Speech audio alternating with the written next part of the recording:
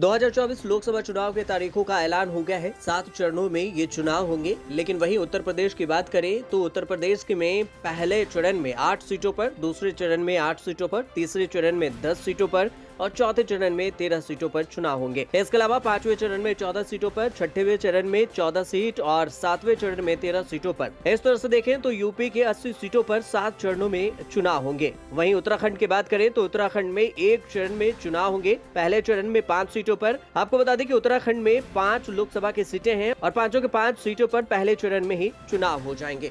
2024 लोकसभा चुनाव के तारीखों का ऐलान हो गया है। 7 चरणों में ये चुनाव होंगे। लेकिन वहीं उत्तर प्रदेश की बात करें तो उत्तर प्रदेश के में पहले चरण में 8 सीटों पर, दूसरे चरण में 8 सीटों पर, तीसरे चरण में 10 सीटों पर और चौथे चरण में 13 सीटों पर चुनाव होंगे। इसके अलावा 5वें चरण में 14 सीटों पर, 6वें चरण में 14 सीट और 7वें चरण में 13 सीटों पर। इस तरह से देखें तो यूपी के 80 सीटों पर 7 चरणों में चुनाव होंगे। वहीं उत्तराखंड की बात करें तो उत्तराखंड में 1 चरण में चुनाव होंगे। पहले चरण में 5 सीटों पर। आपको बता दें कि उत्तराखंड में 5 लोकसभा की सीटें हैं और 5 के 5 सीटों पर पहले चरण में ही चुनाव हो जाएंगे।